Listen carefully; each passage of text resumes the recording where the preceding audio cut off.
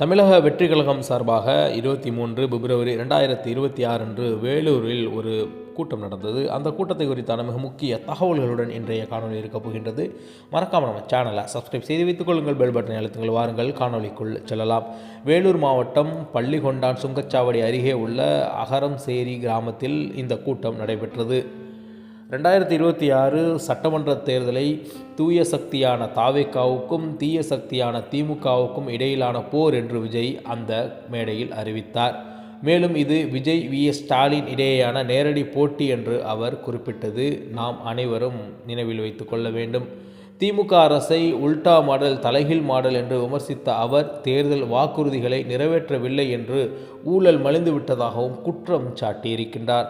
முக்கிய அறிவிப்பு என்னவென்றால், தமிழக வெற்றிக் கழகம் ஆட்சிக்கு வந்தால் முதல்வர் என்ற முறையில் தமிழகத்தில் ஒவ்வொரு கிராமத்திலும் நேரடியாக சென்று மக்களை சந்திப்பேன் என்று விஜய் உறுதியளித்திருக்கின்றார். சுமார் 900 போலீசார் பாதுகாப்பு பணியில் ஈடுபட்டப்பட்டிருந்தனர். வெயில் மற்றும் கூட்ட நெரிசலை கருத்தில் கொண்டு 5000 பேருக்கு மட்டுமே அந்த கூட்டத்திற்கு அனுமதி வழங்கப்பட்டிருந்தது. 24 பிப்ரவரி 2026 அன்று கூட்டத்தை பற்றி விரிவான செய்தி மற்றும் விஜயின் உரை தொடர்பான வீடியோக்கள் பல நம்ம சோசியல் மீடியாக்களில் கொட்டி கிடக்கின்றது. வேலூர் மாவட்டம் அகரம்சேரியில் நடைபெற்ற தாவேகா தலைவர் விஜய் நிர்வாகிகள் சந்திப்பில் நிகழ்ந்த ஒரு சுவாரஸ்யமான பல சம்பவங்கள் குறித்து பேசலாம். உணர்ச்சிவசப்பட்ட விஜய் தனது உரையில் இடையே தொண்டர்கள் அன்பை கண்டு விஜய் கண்கலங்கி அழுதார். மக்களுக்கு நானும் சதை மற்றும் இரத்தம் போன்றவர்கள் எங்களை பிரிக்க முடியாது என்று உருக்கமாக பேசினார். குட்டி ஸ்டோரி தனது வழக்கமான பாணியில் ஒரு குட்டி கதையை கூறி அரசியல் சூழ்ச்சிகளை எப்படி கையாள வேண்டும் என்பதை தொண்டர்களுக்கு விளக்கினார். நேரடி சவால் முதல்வர் ஸ்டாலின் சார் என்று குறிப்பிட்டு இது எனக்கும் அவருக்கும் இடையேயான நேரடி போர் என பகிரங்கமாக சவால் விடுத்தார். வித்தியாசமான வரவேற்பு விஜய் வரவேற்க அவரது ரசிகர் ஒருவர் கிரேன் ஒன்றில் அந்தரத்தில் தொங்கியபடி வந்த சம்பவம் பரபரப்பை ஏற்படுத்தியது.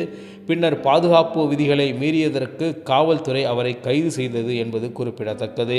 பைக் ரேஸ் வேண்டாம் என்று கூறினார். கூட்டம் முடிந்து சென்னை திரும்பும்போது தனது காரை துரத்தி கொண்டு பைக்குகளில் வர வேண்டாம் என்று கட்சி நிர்வாகிகளுடன் அன்பாக கட்டளையிட்டார் விஜய் அவர்கள்.